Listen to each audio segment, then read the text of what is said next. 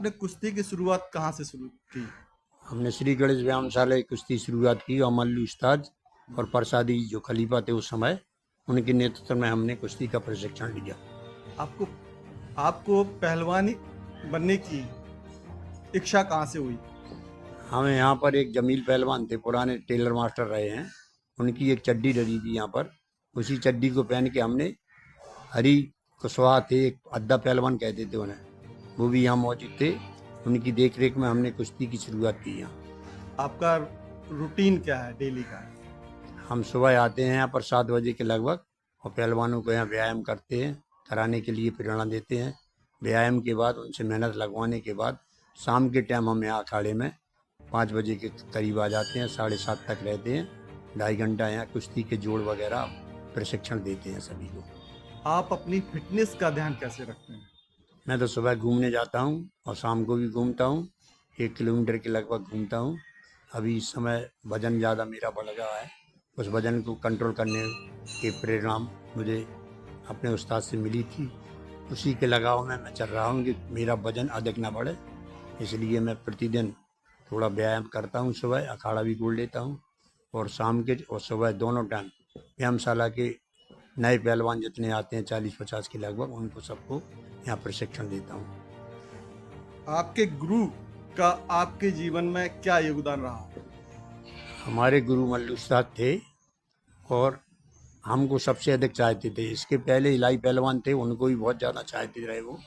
इसके बाद इलाही ने कुश्ती छोड़ दी तो फिर हमें हमारे ऊपर ज़्यादा गौर किया मल्लू उस्ताद जी ने। और बहुत बड़े बुंदेलखंड कुमार जब हम बने तो बहुत बड़ा व्यापक रूप से एक भव्य जुलूस का यहाँ शुभारम्भ हुआ गढ़े मेन रोड पर, जहाँ हमारे मल्लू उस्ताद जी साथ रहे।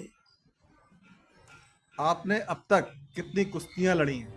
लगभग मैंने 300 कुश्ती लड़ी हैं अभी तक, और सबसे बड़ी कुश्ती मैंने बुंदेलखंड कुमार ध्यानचंद स्टेडियम झांसी में लड़ी, जिसमें हसारी के उमर सिंह पहलवान को मैंने 1 अंक से पराजित करके बुंदेलखंड कुमार का पट्टा जीता और एक चांदी की गदा मिली थी।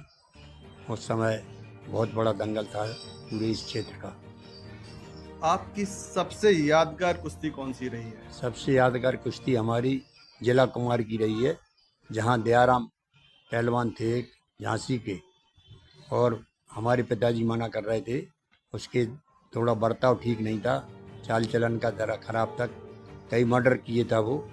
लेकिन हमारे श्री राम राय ने हमें बुलाकर कहा कि कुश्ती लड़ना आप बेफिक्र होके, और हम आपका पूरा योगदान देंगे। यदि भगवान ने कुश्ती जिता दी तो यहाँ पर जुलूस के चक्कर में मत रहना, अपन लोग गाड़ियों से हैं, गाड़ी से अपन अपने स्थान पर निकल चलेंगे।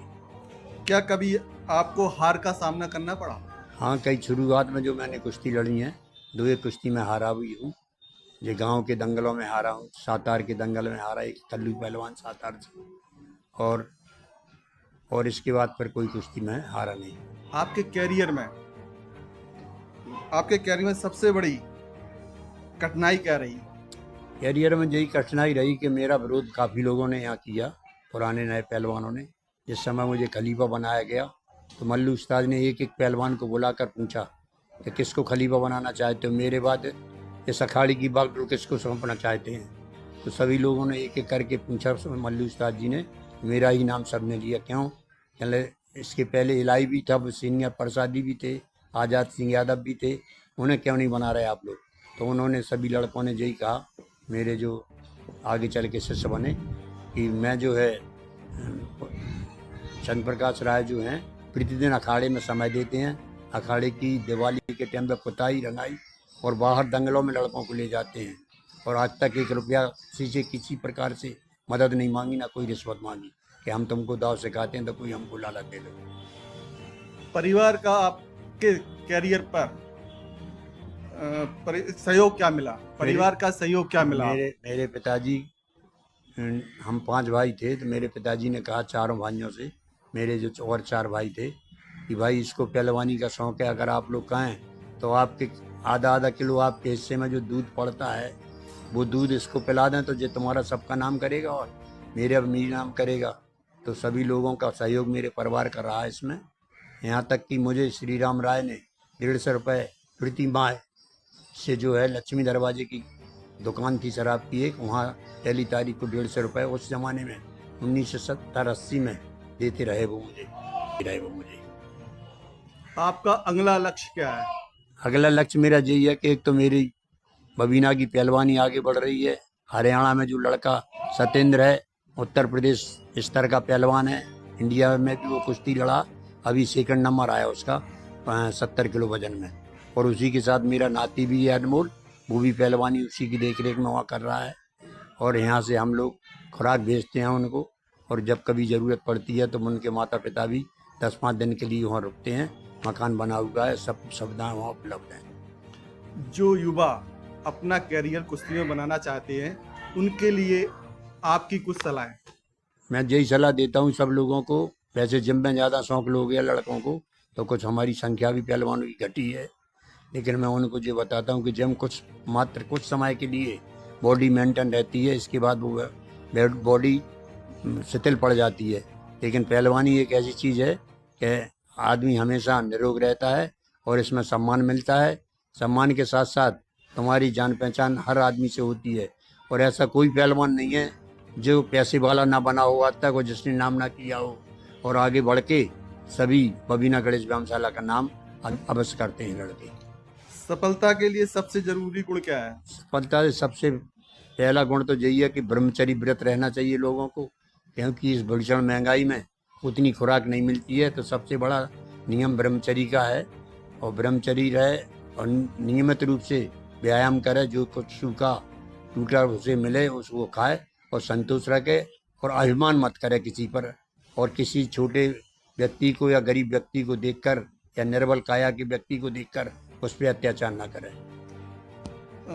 नशा और गलत आदतों से युवाओं को कैसे रोका जा सकता है? और यही व्यायामशाला आए दिन दंगल हो, दंगलों में मीटिंग हो, और बैठकें होती रहें व्यायामशाला में, उसमें सभी नए और पुराने पहलवानों को आमंत्रित किया जाए, और इसका प्रचार प्रसारण किया जाए कि नए युवा पहलवानी के प्रति जोश रखें, और अपनी व्यायामशाला और गणेश व्यायामशाला तथा बबीना का नाम रोशन करें, जिससे आपका भविष्य बने और आपका भविष्य उज्जवल रहे। कुश्ती के अलावा आपके कोई शौक? कुश्ती के अलावा मेरी शुरुआत में कबड्डी का शौक़ रहा मुझे। वैसे मैं अध्यापक की ट्रेनिंग भी कर चुका हूँ, और वहाँ मैंने कंधारी कला गांव है तालवट ब्लॉक में, वहाँ टीचर रहा 35 साल एक ही जगह। वहाँ भी मैं दंगल कराता रहा, और अभी भी कराता हूँ, 1-2 साल से नहीं कराया। वहाँ हमने एक व्यायामशाला भी बनाई है प्राथमिक विद्यालय कंधारी कला में, जो नियमित चलती है। कभी कभी मैं वहाँ जाकर सहयोग देता रहता हूँ बच्चों को। कंधारी कला के गरीब बच्चे वहाँ पहलवानी का शौक़ डाल दिया मैंने, और दंगल भी वहाँ वो बसंत पंचमी के मेले में सुकमा बांध पर हर साल कराता हूँ। आपने अभी तक कितने नेटों पे कितनी कुश्ती कराई है? नेटों पे हमने अभी लगभग 3-4 साल से कुश्ती करा रहे हैं। पिताजी की याद में दीनदयाल के जो है भारत केसरी का कराने का विचार है इस साल। अभी हमने बुंदेलखंड स्तर की कुश्ती कराई हैं, जो लगभग दो दिन चलती रही हैं बबीना में, न्यू दशहरा ग्राउंड में। आपके पसंदीदा पहलवान कौन कौन से हैं? मैं तो जो है ज़्यादातर पहलवान बाहरी पहलवानों को पसंद करता हूँ। एक बिजली पहलवान है फतेहपुर का, बहुत अच्छा पहलवान है, उसका वजन 65 किलो है, बहुत अच्छी कुश्ती लड़ता है। और सतेंद्र पहलवान बबीना का है, जो दीनदयाल प्रधान का लड़का है, उसकी लड़ंत भी अच्छी है, उसे भी पसंद करता हूँ। एक साकिर नूर है मेरठ का, वो मेरा पसंद है। मेरी जेब में जितने रुपए होते थे, अगर कुश्ती लड़ रहा वो जीत गया तो मैं जेब से पूरे रुपए निकाल के उसको दे देता था, और मैं आए दिन उससे बात करता रहता हूँ 10-5 दिन में दंगलों के बारे में। अगर आप पहलवान ना होते तो क्या बनना चाहते? अब पहलवान ना होते तो फिर केवल मास्टरी चल रही थी, टीचर था मैं उस समय, और व्यायामशाला तो ये बाद में आया, और पढ़ाता रहा बच्चों को, और कबड्डी में मेरे बच्चे स्कूल के फर्स्ट आते रहे हमेशा। अपने देशवासियों के लिए कोई संदेश? बस यही संदेश है नई पीढ़ी के लिए कि अपने ब्रह्मचर्य व्रत को खराब ना करके, गरीब परिवार में पहलवानी होती है, कोई भी खेल होता है वो गरीबों में होता है, और पैसे वालों के शौक कुछ अजीब होते हैं। इसलिए जो भी पहलवान बनता है या जो खेल से संबंधित व्यक्ति है, वो आपको गरीब परिवार में मिलेगा।